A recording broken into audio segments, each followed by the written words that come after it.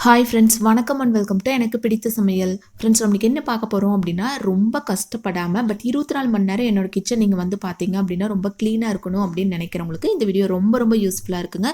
ரொம்ப கஷ்டப்படாமல் ஒரு குட்டி குட்டி வேலைகள் மட்டும் நீங்கள் செஞ்சு வச்சிட்டிங்க அப்படின்னா கிச்சன் நல்லா பளபளன்னு சூப்பராக இருக்குங்க. அப்படி என்னென்ன குட்டி டிப்னு பார்க்குறதுக்கு முன்னாடி நம்ம சேனல் ஃபர்ஸ்ட் டைம் வர்றீங்க அப்படின்னா சப்போர்ட் பண்ணுங்கள். இப்போ காலையில் எல்லாமே சமைச்சு முடிச்சதுக்கப்புறம் எல்லாத்து வீட்டு கிச்சனும் இந்த மாதிரி தாங்க இருக்கும். பட் இதில் வந்து என்னென்ன சின்ன சின்ன வேலைகள்னு பார்க்கலாம்.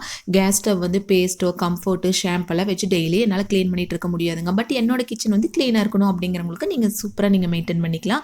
எப்படி அப்படின்னா, சமைச்சு முடிச்சதுக்கப்புறம் கையோட இந்த சின்ன சின்ன பாத்திரத்துக்கு சாதம், ரசம், இந்த மாதிரி பொரியல் எல்லாமே சின்ன சின்ன பாத்திரத்துக்கு மாற்றிட்டு அந்த பாத்திரங்கள் எல்லாமே சிங்கில் எடுத்து போட்டுருங்க. இது வந்து செய்கிற கொஞ்சம் ஈஸியாக இருக்குது இல்லைங்களா? ஸோ ஃபர்ஸ்ட் டிப்பாக இதை நீங்கள் ஃபாலோ பண்ணிக்கலாம். நெக்ஸ்ட்டு டென்ஷன் ஆகாமல் இதை மட்டும் நம்ம செஞ்சிடலாம். என்ன அப்படின்னா, நம்ம சமைச்சதை சின்ன சின்ன பாத்திரத்துக்கு மாற்றிட்டு அந்த பாத்திரமெல்லாம் தூக்கி சிங்கில் போட்டாச்சு இல்லைங்களா? நெக்ஸ்ட்டு ஒரு டவலில் மட்டும் தண்ணியை லைட்டாக நனைச்சி எடுத்துக்கங்க. நீங்கள் ஷாம்பு, கம்ஃபோர்ட் அந்த மாதிரி எதுவுமே இன்றைக்கி எடுக்க தேவையில்லை. இந்த மாதிரி ஒரு டவல் நனைச்சி எடுத்துகிட்டு அதை மட்டும் ஒரு தொடச்சி எடுத்துருங்க. அவ்வளோதான். நெக்ஸ்ட் என்ன பண்ணலாம் அப்படின்னா, கையோட அந்த டவல் வந்து ஈரமாக இருக்குது இல்லைங்களா? அதையே நம்ம வேஸ்ட் பண்ணணும். அதையும் இந்த மாதிரி வந்து வால் டைல்ஸ் சும்மா ஒரு டைம் தொடச்சி விட்டுருங்க. இப்போ டெய்லியுமே இந்த மாதிரி சின்ன சின்ன வேலைகள் வந்து கொஞ்சம் சங்கடப்படாமல் நம்ம செஞ்சு வச்சிட்டோம் அப்படின்னா ரொம்ப ஈஸியாக நீட்டாக மெயின்டைன் பண்ணிக்கலாங்க. இப்போ அந்த ஈரட்டவல் வச்சு தொடச்சோம் இல்லைங்களா? அது லைட்டாக ஸ்மெல் வந்துச்சு அப்படின்னா நமக்கு தான் பிடிக்காது. அதனால நம்ம என்ன பண்ணலாம் அப்படின்னா, நார்மலாக ஒரு டவல் வச்சு லைட்டாக இந்த மாதிரி தொடச்சி எடுத்துட்டு கேஸ் ஸ்டவ் வேலையும் நான் முடிச்சாச்சு. இப்போ வாங்க நெக்ஸ்ட் என்ன வேலைன்னு பார்த்துடலாம். என்னதான் இந்த ஸ்டாண்டை வந்து நம்ம வாஷ் பண்ணி எடுத்து வச்சாலும், கிச்சன் க்ளீனாக வச்சாலும், பட் குப்பையாக இருக்கிற மாதிரியே ஒரு ஃபீல் இருக்குது இல்லைங்களா? அதுக்கு என்ன காரணம் அப்படின்னா, இந்த மாதிரி பெரிய வெங்காயம், சின்ன வெங்காயம் எல்லாம் அப்படியே நம்ம போட்டு வைக்கிறதுனால கீழே வந்து அந்த டஸ்ட்டெல்லாம் விருந்து கிச்சன் வந்து கசகசன் ஆயிடுது. அதுக்காக என்ன பண்ணலாம் அப்படின்னா, போன வருஷம் வந்து நம்ம தூக்கி போடுவோம் இல்லைங்களா? அந்த கேலண்டர் தூக்கி போடாமல் இதுக்கு அழகாக கட் பண்ணிக்கலாம். கட் பண்ண டைம் இல்லை அப்படின்னா தாராளமாக நீங்கள் வந்து சும்மா கிழிச்சு கூட அது மேலே வச்சிடலாம். டைம் இருக்கும்போது இந்த மாதிரி கட் பண்ணி வச்சுக்கோங்க. ஸோ இந்த டிப்பும் நம்ம கொஞ்சம் ஈஸியாக இருக்குது இல்லைங்களா? ஃப்ரீ டைமில் இதையும் செஞ்சு வச்சுட்டிங்க அப்படின்னா, நம்ம எவ்வளோ தான் நம்ம இதை வாஷ் பண்ணி வச்சாலும் அந்த குப்பை வந்துட்டே இருக்குது இல்லைங்களா? இதுக்கு சரியான தீர்வு என்ன அப்படின்னா இது ஒன்று தான். ஸோ இதையும் கொஞ்சம் முடப்படாமல் நம்ம இதையும் ரெடி பண்ணி எடுத்து போட்டு வச்சிட்டோம் அப்படின்னா இந்த வேலையும் சூப்பராக க்ளீனாக நீட்டாக மெயின்டைன் பண்ணிக்கலாங்க. அது வெங்காயம், சின்ன வெங்காயம், பெரிய வெங்காயம் எல்லாம் எடுத்து அதில் போட்டு வச்சாச்சு. அவ்வளோதான். இப்போ வாங்க நெக்ஸ்ட் டிப் என்னன்னு பார்த்துடலாம். இதில் ஒரு குட்டி டிப் என்ன அப்படின்னா, இந்த வெங்காயம் மட்டும் இல்லாமல் உருளைக்கிழங்கு நம்ம வெளியில் தான் ஸ்டோர் பண்ணுவோம் இல்லைங்களா? அதுலேயும் வந்து இந்த மாதிரி ஒரு கவர் போட்டு அதுக்கு மேலே உருளைக்கிழங்கு போட்டுருங்க. அதுவும் ஒரு பார்க்குறதுக்கு நீட்டாக இருக்கும்.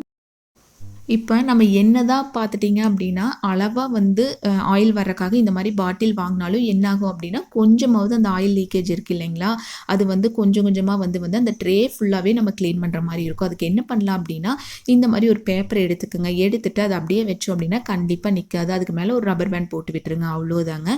இந்த மாதிரி செய்யும்போது எண்ணெய் வந்துச்சு அப்படின்னா கீழே எந்த லீக்கேஜும் இல்லாமல் இருக்குங்க. ஸோ இந்த குட்டி டிப்பும் நீங்கள் அதோட கையோட ஃபாலோ பண்ணிக்கலாம். நெக்ஸ்ட்டு நமக்கு எல்லாத்துக்குமே கடுப்பாக்கக்கூடிய ஒரே வேலை என்ன அப்படின்னா, இந்த மாதிரி பாத்திரங்கள் வருது. இன்னொன்று என்ன அப்படின்னா, துணி மடித்து வைக்கிறது. எவ்வளோ கஷ்டமான வேலையாக இருந்தாலும் நம்ம டக்குன்னு செய்கிறவங்க இந்த மாதிரி பாத்திரங்கள் வருதும் துணி மடிக்கிறது கொஞ்சம் நமக்கு கடுப்பாக இருக்குது இல்லைங்களா? பட் இருந்தாலும் நம்ம தான் செஞ்சாகணும். யாருமே வந்து செய்ய மாட்டாங்க நமக்காக. அதுக்காக என்ன பண்ணலாம் அப்படின்னா, அந்த மாதிரி சின்ன சின்ன வேலைகள் முடிச்சுட்டு பாத்திரம் கையோட கழுவி வச்சா தான் கிச்சன் பார்க்கும்போது நீட்டாக இருக்குங்க. ஸோ அந்த வேலையும் முடிச்சாச்சு இப்போது. பாத்திரமெல்லாம் வாஷ் பண்ணி முடித்த கையோடு என்ன பண்ணலாம் அப்படின்னா, வேறு வேலை எது இருக்குதோ இல்லையோ சிங்கை கையோட கழுவி முடிச்சிடலாங்க. ஏன் அப்படின்னா, பாத்திரம் கழுவி முடிச்சோன்னே சிங்க் பார்த்தீங்க அப்படின்னா ரொம்ப டஸ்ட்டாக இருக்குங்க. ஸோ அதையும் நல்லா க்ளீன் பண்ணி முடிச்சுட்டு சோப்போ லிக்விடோ வச்சு ஒரு ஸ்க்ரப்பர் தனியாக அதுக்காக வச்சுக்கோங்க. அதையும் நல்லா க்ளீன் பண்ணிவிட்டு நிறைய பேர் என்ன கேட்குறீங்க அப்படின்னா, தொல்லை எறும்பு தொல்லை விட கரப்பாம்பூச்சி தொல்லையாக இருக்குன்னு நிறைய பேர் கேட்டிருக்கீங்க.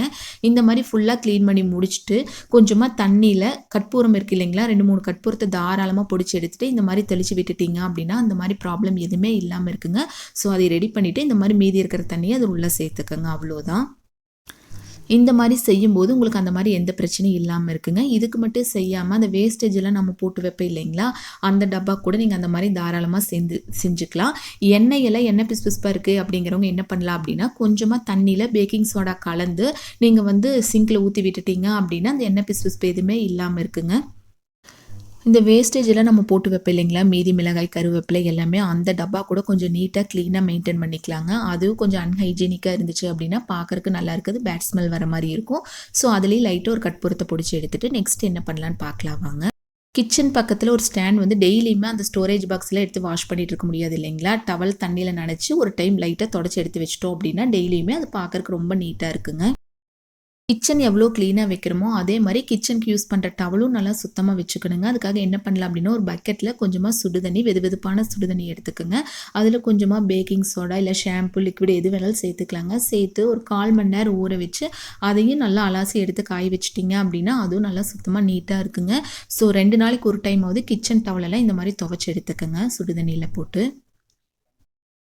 டெய்லி மத்த ரூம்ஸ் எல்லாம் நீங்க கிளீன் பண்றீங்களோ இல்லையோ, கிச்சன் வந்து குட்டி கிச்சனா தான் இருக்கும் மோஸ்ட்லி எல்லாத்து வீட்லயுமே. அதுக்காக என்ன பண்ணலாம் அப்டின்னா, லைட்டா சுடு தண்ணி இல்லாட்டி பச்சை தண்ணி கூட எடுத்துக்கங்க. அதில கொஞ்சமா கற்பூரத்த பொடிச்சு உள்ள சேர்த்து, கிச்சன் மட்டும் நீங்க மாப் போட்டு விட்டுருங்க. இந்த மாரி செய்யும்போது கிச்சன்ல வந்து ரொம்ப பிசுபிசுன்னு இருக்கிறது எதுவுமே இல்லாம இருக்குங்க. கிச்சன் வந்து பேட் ஸ்மெல் இல்லாம இருக்கும். இது வந்து ஒரு 10 நிமிஷம் கூட ஆகாதுங்க. ஸோ இந்த மாரி கிச்சன் மட்டும் டெய்லியுமே மாப் போட்டீங்க அப்டின்னா, ரொம்ப நீட்டா மெயின்டெயின் பண்ணிக்கலாம். ஏன் அதில வந்து நான் கற்பூரத்த சேர்த்தேன் அப்டின்னா, நீங்க லிக்விடு ஷாம்போ இல்ல மத்த லிக்விட் ஐட்டம்ஸ் ஏதாச்சும் சேர்த்தீங்க அப்டின்னா, 2 டைம் மாப் போடுற மாரி வருங்க. நமக்கு வந்து அது தேவையில்ல. ஸோ லைட்டா மட்டும் நீங்க கற்பூரத்த பொடிச்சு உள்ள சேர்த்துட்டீங்க அப்டின்னா, சூப்பரா கிளீனா மெயின்டெயின் பண்ணிக்கலாம். லாஸ்ட் டிப் என்னன்னு பார்த்துடலாம் வாங்க. எப்பவுமே டஸ்ட்பின்ல வந்து டெய்லி குப்பை வந்து அப்படியே வைக்கக்கூடாதுங்க. குப்பையெல்லாம் எடுத்து வெளியில போட்டுட்டு, நெக்ஸ்ட் அந்த டஸ்ட்பின கழுவி நல்லா வெயில்ல காய வச்சு எடுத்து, அதுக்கப்புறம் உள்ள கொண்டு வந்து இந்த மாரி வந்து ஒரு பேப்பர் போட்டுக்கலாங்க. அதுக்கு மேல முடிஞ்சது அப்டின்னா, ஒரு கற்பூரத்த கூட லைட்டா பொடிச்சு உள்ள சேர்த்துக்கங்க. அவ்வளோதான். ரொம்ப கஷ்டப்படாம இந்த மாரி சின்ன சின்ன வேலைகள் நம்ம வந்து செஞ்சு வச்சுட்டோம் அப்டின்னா, கிச்சன் வந்து 24 மணி நேரம் கிளீனா இருக்கிறது மட்டும் இல்லாம, நல்லா வாசனையா இருக்குங்க. ஸோ இந்த வீடியோ உங்களுக்கு ஏதோ ஒரு வகையில யூஸ்ஃபுல்லா இருக்குன்னு நெனைக்கிறேன். யூஸ்ஃபுல்லா இருக்குன்னு நெனச்சீங்க அப்டின்னா, லைக், ஷேர் பண்ணுங்க. Thank you.